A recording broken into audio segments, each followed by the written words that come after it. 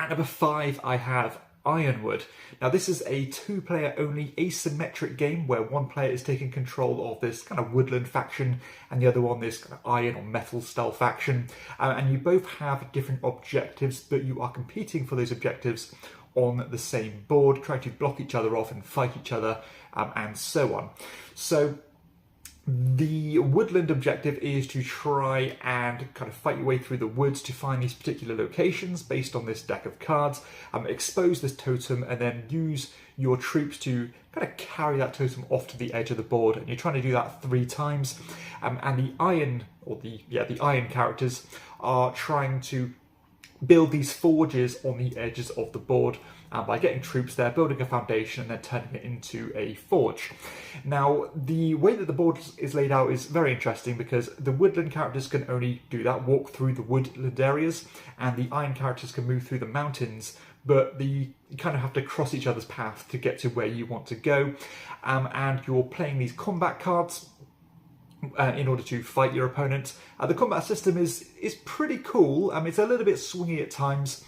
Basically, you are weighing up the strength of your troops. You can add these cards blindly if you want to in a kind of a simultaneous bidding mechanism. You're competing against your defense value, your attack value, removing troops if you have any overspill, and then you are trying to compete for your dominance, what it's called. So each troop has a dominance value. Whoever has the strongest force remaining will either kind of force them away, or your opponent away, or will of course completely eliminate them from the board entirely. And what I did like about this game is the fact that your most powerful combat cards are generally your most powerful action cards.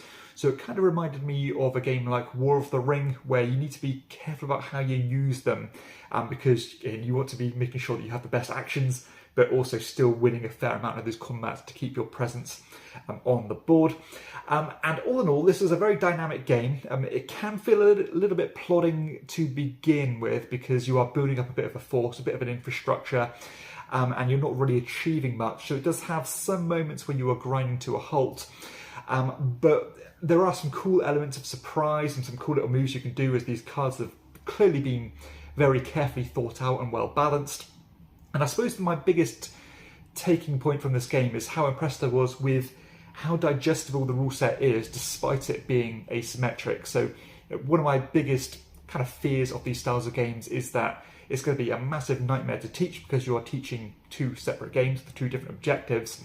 But because those objectives are kind of anchored to the core foundation of the game really easily or logically, then it's actually quite easy for each player to understand what they're trying to do, because the 2 different ways of winning of each faction make sense, and they're actually not too much of a deviation from each other, despite being so different, if that makes sense. So yeah, really impressed with how condensed this game is, with how it functions.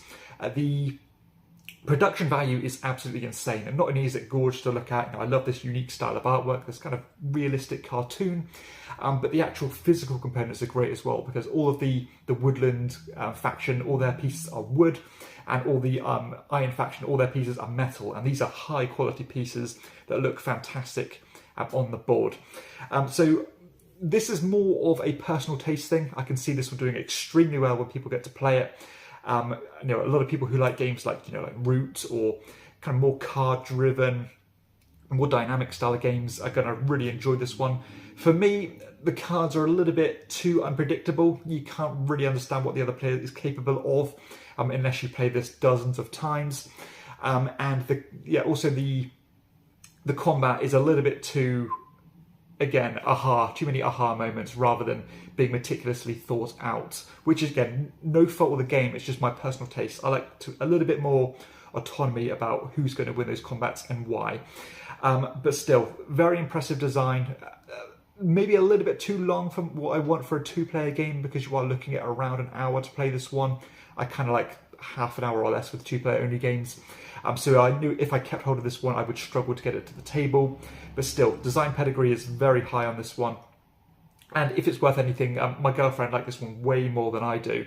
She thoroughly enjoyed it, and actually she loved it. And her not being much of a gamer, she's not played many games, I think that goes to show how easy these rules are to understand, considering it is fairly complex and asymmetric. but still she managed to grok the rules very quickly and start to enjoy the game very quickly as well. So again, more praise there. So that is Ironwood, a great game, but unfortunately not one for me.